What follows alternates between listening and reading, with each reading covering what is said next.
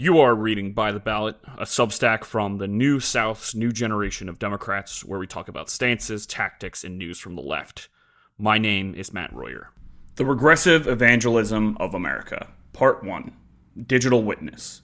The incels, the TradWives, and the popular digitalization of White Christian Nationalism. Since the rise of right-wing evangelical leaders such as Jerry Falwell, James Dobson, and Paul Weyrich in the 1970s, a vocal faction of American Christianity has been intent not merely on conserving an older America, but also on rolling back decades of social progress. In reaction to second-wave feminism, civil rights, and expanding social equality, the evangelical Christian right built political power, methodically, strategically, and with a clear endgame. At the core of this project is evangelism, converting as many people as possible to a particular strain of Christianity. The most prevalent theological frame is apocalyptic, an end-times showdown between good and evil, in which believers join Jesus' army and non-believers do not. Conversion and procreation are the two levers. Grow the flock directly or raise more Christians. Politics then becomes the machinery to shape the nation into a Christian state. From the 1970s on, evangelical organizers built coalitions brick by brick. They tapped Catholic anti-abortion sentiment. They appealed to men who felt threatened by the feminist movement. They reassured white Americans anxious about integration that the American dream was being stolen. The result wasn't the humble, beatitude-centered Christianity many Americans grew up with. It was an Americanized Christ. Muscular, militant, and married to prosperity gospel, national greatness, and an ends justify the means politics. That vision meshed neatly with the GOP's modern wealth-hoarding individualism. Leadership in this worldview should be strong, male, and unbothered by flaws, because God can use imperfect vessels to accomplish divine ends. Over time, the enemy's list morphed. Communism and atheism gave way to Islam, then socialism, then global elites, then woke. The constant is this sense of cosmic battle, and America's supposed duty to fight it. While this culture grew in the South and the Bible Belt, crises widened its reach. In turbulent times, from 9/11 to COVID, many Americans reach for simpler traditions. Mega ministries and media empires met the moment, the aesthetic of revivalism blended with celebrity. The effect has escaped geography. You can find it in pop culture, influencer trends, and the language of politics from school boards to the White House. So what are the goals of white Christian nationalism? Why is it so invested in foreign policy? How did it gain such traction in politics? And what does it mean when an administration seats figures aligned explicitly or implicitly with incels, TradWife influencers, and white Christian nationalist rhetoric? I believe much of today's political fracture flows from the undue influence of this movement. Over a series of pieces, I'll map how its most regressive instincts drag us backward, and how understanding its networks can help us unwind the damage. From the hills of Appalachia to the hills of Hollywood, a path has been cleared for white Christian nationalism to claim a seat at every table, from your schoolhouse to the West Wing. Sidebar, I'm not anti-religion nor anti-Christian. I'm a practicing Catholic who values faith, service, and community. Many evangelicals would not consider me Christian. I'm writing about a political project, not faith itself. There's too much to unpack in one go. So if you'll indulge me, please follow me down the rabbit hole for our first of many journeys into the bizarre world of far-right radical religion. Let's start with the digital ecosystem powering the movement. The players on the digital board. Evangelicals have always adapted to the latest communication tools. Radio birthed figures like S. Parks Cadman and Bob Jones Sr. Television gave rise to televangelists like Billy Graham, Oral Roberts, and Pat Robertson. Now digital platforms serve as their newest megaphones. But evangelicals' coalitions often involve imperfect vessels. Jerry Falwell Jr. was caught in a sex scandal that would have ended most religious careers. Pat Robertson, a champion of abstinence, impregnated his wife before marriage. Trump, despite divorces, affairs, fraud, and his relationship with Jeffrey Epstein, became their chosen political figurehead. Evangelicals excuse such hypocrisy with theology. God works through flawed men. And their coalition building is pragmatic. Align with whoever grows the ranks. That means cozying up to online extremists, influencers, and cultural trends, even when the alliances look contradictory on the surface. Sidebar, if you haven't already, I highly recommend you check out the podcast Sounds Like a Cult with Amanda Montell. author of Cultish and the Age of Magical Overthinking. She has 3 different episodes dedicated to these groups and trends that I'm discussing here, and teams up with some of my favorite podcasters to do it. Check these out if you are looking for additional discussion on them. Incels and Groypers, the online anti-feminist underbelly. Incels, short for involuntary celibates, emerged in the late 1990s, but their following exploded as forums and social media spread in the mid-2000s.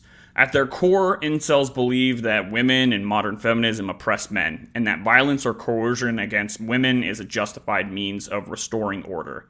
Their ideology mirrors evangelical beliefs about patriarchal dominance. Women belong in the home, under the authority of men, rather than being independent in public life. Groypers, led by Nick Fuentes, represent the online rebrand of the declining alt-right. They are openly homophobic, anti-Semitic, sexist, racist, nativist, and fascist. But rather than marching with tiki torches, they spread their worldview through memes, trolling, and ironic humor. This strategy has helped them reach impressionable teens who might otherwise be skeptical of explicitly extremist rhetoric. Even high-ranking figures like Vice President J.D. Vance have been reportedly in group chats with Groypers, underscoring how porous the boundary has become between fringe online spaces and mainstream conservative politics. Both groups weaponize meme culture to make their ideas more palatable. By using relatable jokes, absurdist humor, or familiar symbols like Pepe the Frog, they soften the sharp edges of misogyny, racism, and authoritarianism. A teenager might laugh at a meme without realizing that the joke is a gateway into a worldview built on exclusion and hate. Over time, these repeated exposures normalize bigotry. Beyond misogyny, incels and Groypers share another obsession with evangelical leaders: the birth rate. Figures like J.D. Vance and Elon Musk claim that falling birth rates are a greater threat to civilization than climate change. They frame this as a demographic crisis, often in coded terms meant to alarm white audiences. Evangelicals seize on this rhetoric because it dovetails perfectly with their anti-abortion crusades and obsession with reproduction as a religious duty. For these groups, women are not autonomous individuals, but vessels for birth. Sex is not mutual or pleasurable. It is a tool to reclaim male dominance and ensure the production of more desirable children to fill the ranks of their movement. This worldview explains Elon Musk's pattern of having children with multiple women, and J.D. Vance's insistence on boosting birth rates without offering maternity leave, maternal health care, or financial support for families. It's a chillingly utilitarian view, women as incubators for ideology. That overlap makes incels and Groypers valuable allies for evangelicals. They provide a recruitment pipeline for disaffected young men, often teenagers, who might not go to church but will spend hours scrolling through forums, TikTok, or Discord. From there, the leap into white Christian nationalism feels smaller and more inevitable. TradWives, girl bosses need not apply. The backlash to modern feminism is nothing new. In the early 1970s, Phyllis Schlafly led her crusade against the Equal Rights Amendment and the growing acceptance of abortion that second-wave feminism had helped bring about. Schlafly's message was simple but potent. Women belonged in the home, men in the workplace. Her Stop ERA campaign, or Stop Taking Our Privileges, framed equality as a threat to so-called traditional privileges like separate restrooms, dependent wife benefits, or exemption from the draft. She gave the Christian far-right a poster woman who could strike down the single mother, the unmarried working woman, or anyone else daring to claim equal ground. That model, submission, supplication, traditional family values fit perfectly with the evangelical vision of the ideal American home. While Schlafly may have been the loudest, she was far from the last. As the decades passed and feminism reshaped the workforce, evangelical leaders searched for new cultural vehicles to keep their message alive. By the 2000s and 2010s, that message seeped into the mainstream through micro-celebrities. The Duggars promoted the Quiverful movement, preaching that Christian families should have as many children as possible to build an army for God. John and Kate Gosselin became a household name with John and Kate plus 8, their megachurch roots quietly shaping the moralizing undertones of the show. Even as these families unraveled, they left behind the cultural footprint that large families and rigid gender roles were aspirational, even noble. Then came the pandemic, and with it, the perfect breeding ground for TradWife culture online. On TikTok and Instagram, women began posting soft aesthetic, nostalgic content about sourdough starters, sewing, and homemaking, seemingly harmless lifestyle tips for those stuck at home. But woven into the pastel palette was something darker. TradWife influencers framed domesticity not just as a choice, but as rebellion against modernity. They claim modesty is empowerment, submission is strength, and that feminism has left women unfulfilled and broken. The danger is in how these ideas spread. A woman might come for a knitting tutorial or a cleaning hack and stay for subtle messaging about the supposed moral superiority of the 1950s household. TikTok's algorithm does the rest, pulling users deeper into a rabbit hole where wholesome homemaking overlaps with anti-vax conspiracies, traditional values, and MAGA talking points. Many women who once thought of themselves as liberals and feminists all of a sudden start to subscribe to the same views as the Make America Healthy Again movement after hearing cherry-picked facts and uncited studies on certain chemicals in their food. They can go in trying to be Betty Crocker and end up coming out as Bobby Kennedy Jr. And then there are figures like Hannah Nealman, better known as Ballerina Farm, who epitomizes the TradWife pipeline. Nealman left a promising career as a professional ballerina to marry into wealth, raise 8 children, and build a brand around farm life. Her pageant answer about empowerment, holding that newborn baby in my arms is the most empowering feeling I have ever felt, was picked up and amplified across conservative media as proof of the proper role of women. While Nealman herself might not be outwardly Christian nationalist, her content serves as a gateway to other influencers who are. To evangelical Christian nationalists, she is the ideal, educated enough to be relatable, but devoted to domesticity and submission as the ultimate life goal. This is the blueprint they want younger women to follow. In their world, empowerment comes not from independence, ambition, or equality, but from self-erasure into service to family and husband. And thanks to the reach of social media, TradWives provide that blueprint on a scale Schlafly could have only dreamed of. Pop Christianity.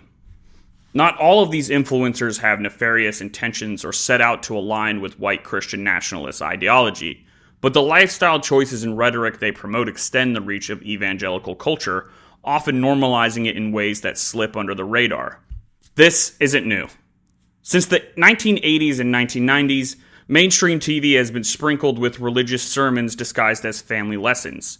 I remember growing up on Boy Meets World, a coming-of-age sitcom with funny plots about dating and homework that would suddenly pivot into long monologues about God's plan and the meaning of life. The whiplash was real, and while I still watch those episodes fondly, it's striking how these religious messages were woven into otherwise secular programming. The 2000s brought purity culture front and center. Disney stars like the Jonas Brothers and Miley Cyrus famously wore purity rings, symbols borrowed from the 1990s evangelical youth groups and abstinence-only education programs. The rings were marketed as fashionable commitments to saving yourself for marriage, but they were also accountability tools designed to enforce evangelical sexual norms in mainstream teen culture. What began as a church initiative evolved into a national phenomenon, blurring the line between faith and pop branding. That same impulse shows up in apps like Covenant Eyes, which Speaker Mike Johnson once bragged he used with his own son to monitor each other's internet habits. Whether in rings or apps, the message is the same. Your private choices should be surveyed, and morality can be enforced as fashion or lifestyle. The pipeline also ran through books and films. Left Behind and God's Not Dead became evangelical blockbusters, preaching a us versus them worldview where Christians were persecuted heroes. At the same time, family-friendly brands like Chick-fil-A or TLC shows like 19 Kids and Counting framed rigid gender roles and evangelical piety as wholesome Americana. By the 2010s, megachurch culture had broken through into pop celebrity life. Hillsong courted stars like Justin Bieber and Selena Gomez, offering them a sleek concert-like experience branded for Instagram. These churches blurred the lines between worship service and entertainment event, turning faith into lifestyle marketing. For young fans, seeing celebrities attend these megachurches gave evangelical Christianity a cultural cachet. It wasn't just about sermons or pews, but about belonging to a glamorous community. What ties all of this together is how evangelical culture has become embedded in mainstream aesthetics, encompassing sitcoms, music, fashion, apps, movies, and celebrity culture. None of these are overt sermons, but each reinforces the idea that traditional values are cool, aspirational, or simply normal. That normalization is exactly what white Christian nationalists want, a steady cultural creep that makes their ideology harder to distinguish from everyday life. Why this should scare the hell out of you. White Christian nationalists aren't just preaching from pulpits anymore. They're shaping memes, music, and lifestyle trends that reach millions of young people daily. Gen Z and Gen Alpha are already showing signs of conservative backlash, especially among young white men. Trump's share among 18 to 24-year-olds jumped from 31% in 2020 to 43% in 2024. Evangelical influence is how we end up with leaders like Trump being normalized in the White House. Their vision of Christianity isn't about service or humility. It's about hierarchy, dominance, and exclusion. Democrats don't need to attack faith, but they must engage in it differently, respecting diverse religions, amplifying the universal call to justice and service, and refusing to let the far right monopolize religious rhetoric. While they try to continue to fight their manufactured culture wars, Democrats in the greater left have to find ways to combat that and show that our best days are not behind us, but they are ahead of us. If Democrats do not actively find a way to better communicate their plans to improve the American way of life, we risk further regressing into the fictional 1950s Leave It to Beaver white landscape that these Christian nationals want. Too long, didn't read. Evangelical Christian nationalism isn't confined to pulpits. It's embedded in our culture, politics, and digital spaces. From incels and Groypers recruiting young men through memes, to TradWives romanticizing submission on TikTok, to megachurches courting celebrities like Justin Bieber, the far right has built pipelines that normalize regressive values. This cultural creep is fueling a conservative backlash among Gen Z and Gen Alpha with real political consequences. Democrats don't need to attack faith, but they need to reclaim the narrative, emphasizing justice, service, and inclusive values before white Christian nationalists succeed in dragging us back to a Leave It to Beaver America. Thank you for reading By the Ballot. Please remember to like, subscribe, and share so that we can continue to grow our audience.